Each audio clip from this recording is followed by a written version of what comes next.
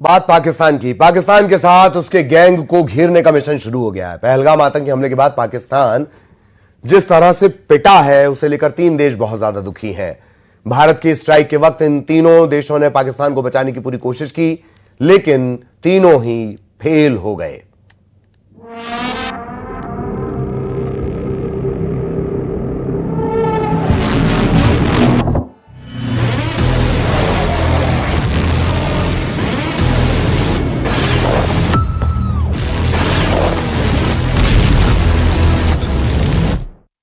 भारत की ओर नजर उठाने का एक ही अंजाम होगा, तबाही।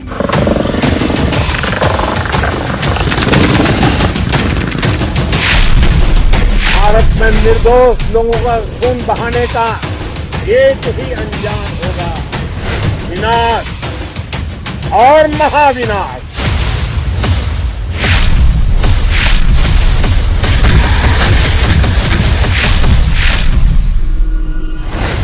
आतंक की सरपरस्त सरकार और आतंक के आकाओं को अलग अलग नहीं देखेंगे। ऑपरेशन सिंदूर सिर्फ भारत पाकिस्तान का युद्ध नहीं, इस युद्ध में एक तरफ सेनाएं थी, दुश्मन के खेमे में तुर्की और चीन डट कर खड़े थे। चीन और तुर्की के हथियारों से पाकिस्तानी लड़ रहे थे। सबसे हाईटेक हथियारों का दम भरने वाले चीन और तुर्की को भारत के शूरवीरों ने महज 90 घंटे में चीर फाड़ डाला।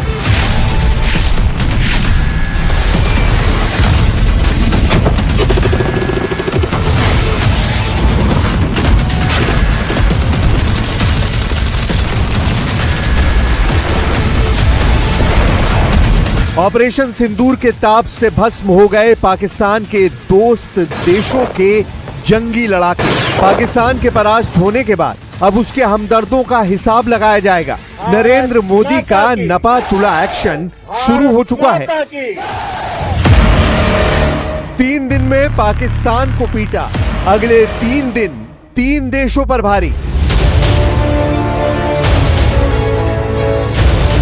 प्रधानमंत्री नरेंद्र मोदी का मिशन इंटरनेशनल शुरू हो गया है। ताबड़तोड़ एक्शन लिए जा रहे हैं। पाकिस्तान में बरसे बारूद जैसी मार पड़ने लगी है। आतंक परस्तों का नंबर लग गया है। पीएम मोदी जो कहते हैं उसे पूरा करते हैं। नरेंद्र मोदी अक्सर कुछ कर गुजरने के बाद ही उसकी भनक लगने देते हैं। ऐसा ही एक मिशन पीएम मोदी ने तूफानी रफ्तार से शुरू कर दिया है। ये मिशन है उन मुल्कों का नकाब नोच डालने का जिन्होंने दहशतगर्दी को खाद पानी दिया है। उन मक्कारों की कलई पूरी दुनिया के सामने एक एक कर नरेंद्र मोदी खोलने लगे हैं। मोदी का हंटर चलने लगा है। हंटर की हनक से इंटरनेशनल लेवल पर हलचल मचने लगी है।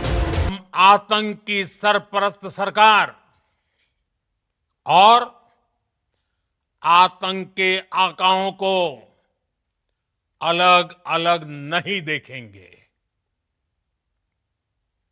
टेररिज्म के खिलाफ जीरो टॉलरेंस, ये एक बेहतर दुनिया की गारंटी है। पाकिस्तान का घोषित फाइनेंसर तुर्की बिल बिला रहा है। पाकिस्तान का स्वयंभू हमदर्द अजरबैजान छटपटा रहा है। पाकिस्तान का कट्टर मददगार मलेशिया बेचैन है। पाकिस्तान का मौका परस्त दोस्त बांग्लादेश दहला हुआ है। नरेंद्र मोदी ने ऑपरेशन सिंदूर के दौरान 6 देशों की करतूतों को अच्छे से नोट कर लिया है। पाकिस्तान की तर्ज पर दहशतगर्दों के हमसायों का भी इलाज शुरू हो गया है। जैसे पाकिस्तान को सबक सिखाने के लिए मोदी ने एक एक सधे कदम उठाए, वैसे ही अब पाकिस्तान के टेरर प्रोपराइटरों पर चाबुक चलने लगा है। इसका इशारा विदेश मंत्रालय ने प्रेस कॉन्फ्रेंस में किया। नरेंद्र मोदी ने आतंक के विरुद्ध व्यापक युद्ध का ऐलान किया है। भारत के मिशन के बीच में जो आएगा उसका अंजाम भयानक होगा। भारत ने आतंक पर प्रहार करना शुरू कर दिया है। नरेंद्र मोदी जिस अंदाज में फैसला ले रहे हैं उससे पाकिस्तान प्रेमी देशों के होश उड़ गए हैं। मगर ये महज शुरुआत भर है। प्रधानमंत्री नरेंद्र मोदी आतंक के जहरीले कोबरा का फन कुचलने तक रुकने नहीं वाले।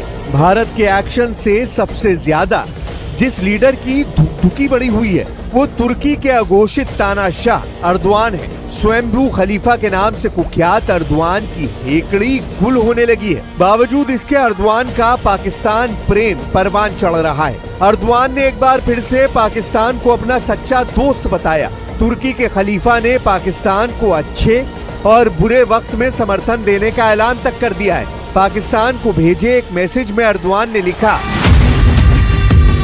तुर्की अच्छे और बुरे दोनों समय में पाकिस्तान के साथ खड़ा रहेगा। तुर्की के राष्ट्रपति रेसिप तायिप अर्दवान ने पाकिस्तान को सच्चा दोस्त बताया। यही नहीं, उन्होंने भारत के साथ तनाव को लेकर पाकिस्तान की नीति की तारीफ की और साथ ही उम्मीद जताई कि सिंधु जल समझौते समेत दूसरे मुद्दों का भी हल जल्द ही निकल आएगा। हर भारतीय शांति से जी सके, विकसित भारत के सपने को पूरा कर सके, इसके लिए भारत का शक्तिशाली होना बहुत जरूरी है और आवश्यकता पड़ने पर इस शक्ति का इस्तेमाल भी जरूरी है। और पिछले कुछ दिनों में भारत ने यही किया है। तुर्की ने पाकिस्तान को हथियार दिए हैं। तुर्की पाकिस्तान को फंडिंग करता है। अर्दवान जनरल मुनीर और शहबाज की तरह ही कश्मीर का राग अलापते हैं, लेकिन अर्दवान की चाल की काट तलाश ली गई है। दहशतगर्दों के मददगार मुल्क का बैड टाइम शुरू हो गया है। तुर्की की कमर टूटने लगी है। Confederation of all India traders CAIT ने पाकिस्तान का खुला समर्थन करने वाले तुर्की और अजरबैजान को आर्थिक रूप से जवाब देने के लिए बहुत बड़ा कदम उठाया है। कैट ने देश भर के व्यापारियों और आम जनता से इन दोनों देशों की यात्राओं का बॉयकॉट करने की अपील की है। आंकड़ों के मुताबिक 2024 में 3 लाख भारतीय तुर्की पहुंचे थे, जिससे तुर्की को $291.6 मिलियन की आमदनी हुई थी। वहीं अजरबैजान को भारतीय पर्यटकों से करीब $308.6 मिलियन की आमदनी हुई थी।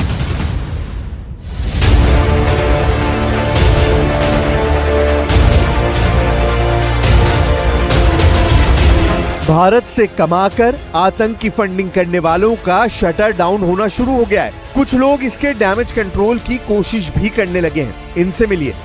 तुर्की के नामी अभिनेता हैं, नाम सेंजिंग कोस्कुन है। टेलीविजन सीरीज दिरिलिस अर्तुगुल से मशहूर हुए हैं। तुर्की के बहिष्कार पर इन्होंने सोशल मीडिया पर एक सवाल पूछा, जिसमें कोस्कुन ने सैलानियों से तुर्की आने और देखने की बात कही, जिसके जवाब में कोस्कुन जमकर ट्रोल हो गए। भारत के लोगों ने कोस्कुन को करारा जवाब देते हुए अर्दवान से अपनी आतंक नीति बदल डालने की हिदायत तक दे डाली है। कई एजेंसियों ने तुर्की और अजरबैजान जाने वाले पर्यटकों में भारी कमी आने की जानकारी साझा करना शुरू कर दिया है।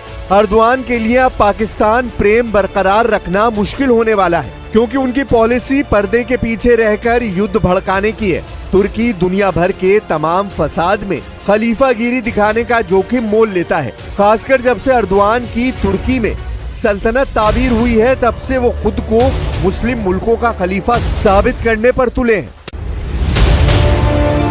अर्दवान पर अमेरिका ने आरोप लगाए हैं कि उन्होंने पर्दे के पीछे रहकर सीरिया में बशर अल असद का तख्ता पलट कमांडर जुलानी जैसे कुख्यात टेरर सरगना से करवाया। अर्दवान ने कमांडर जुलानी को अहमद अल शरा की पहचान देकर सीरिया का राष्ट्रपति पद दिलवाया। ताज्जुब यह है कि जिस कमांडर जुलानी को अमेरिका ने इनामी आतंकी आका घोषित किया था, उसी से अब प्रेसिडेंट ट्रंप गलबैया करने पर मजबूर हो गए हैं। कूटनीति के तकाजे नफे नुकसान से तय होते हैं। ट्रंप मुनाफे की खातिर आग से खेलने का जोखिम मोल ले रहे हैं, मगर उन्हें अर्दवान जैसे शातिर दिमाग लीडर की हकीकत की अनदेखी भारी पड़ सकती है। ये वही तुर्की है जिसने यूक्रेन को कबाड़ ड्रोन बेचकर उसे युद्ध में बुरी तरह फंसाया। यूक्रेन डिफेंस फोर्स की जून 2022 की रिपोर्ट बताती है कि तुर्किश TB2 बैरक्तार ड्रोन को लेकर किए गए सभी दावे वॉर जोन में फुस हो गए। रूस के एयर डिफेंस सिस्टम ने यूक्रेन में तुर्की के ड्रोन का कब्रिस्तान बना दिया। तुर्की ने पाकिस्तान को जो ड्रोन सप्लाई किए हैं वो यूक्रेन को बेचे ड्रोन से भी कम ताकतवर हैं। ऐसे में अर्दवान के उड़न दस्ते को भारतीय फौज ने उड़ता ताबूत बनाने में टाइम नहीं लिया। पाकिस्तान दुनिया का कोई भी हथियार आजमा ले, पाकिस्तान अपने दोस्तों की चाहे कितनी भी भीड़ जुटा ले, पाकिस्तान के कायर जनरल भारत से पिटते रहेंगे। पाकिस्तानी जनरलों को जहन्नुम पहुंचाने का काम बलूचिस्तान लिबरेशन आर्मी के लड़ाकों ने भी शुरू कर दिया है। BLA ने दावा किया है कि उसने पाकिस्तानी सैन्य और खुफिया साइट्स को निशाना बनाते हुए कब्जे वाले बलूचिस्तान में 51 से ज्यादा जगहों पर 71 हमले किए हैं। ऑपरेशन सिंदूर के बाद बलोच लिबरेशन आर्मी के हमले में पाकिस्तानी सेना को सैन्य काफिले, खुफिया केंद्र और खनिज परिवहन गाड़ियों को निशाना बनाना शुरू कर दिया है। पाकिस्तान प्रेम में फड़फड़ा रहे बांग्लादेश, मलेशिया और इंडोनेशिया जैसे दोस्तों की तो कोई बिसात ही नहीं है। बचा चीन, तो उसे अपने हैसियत का अंदाजा ऑपरेशन सिंदूर में जले हथियारों से लग चुका है। चाइनीज हथियारों की आतिशबाजी से पाकिस्तान खुद ही जल भुन गया है।